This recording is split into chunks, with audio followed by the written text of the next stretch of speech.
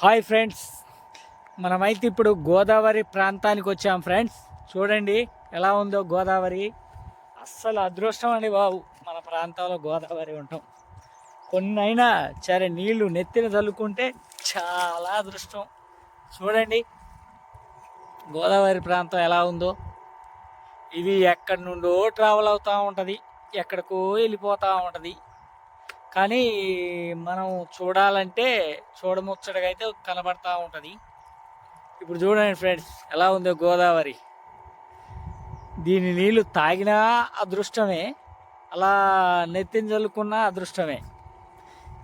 ఎన్నో చెట్ల మూలికల నుండి అది పారుతూ పారుతూ వస్తూ ఉంటుంది నీరు. అందుకనే దీనివల్ల చాలా ఉపయోగం అంటారు గోదావరి నీటి వల్ల. చూడండి ఫ్రెండ్స్, మనమైతే ఈ ప్రాంతం చూద్దామని వచ్చాం. గోదావరి బాగుంది.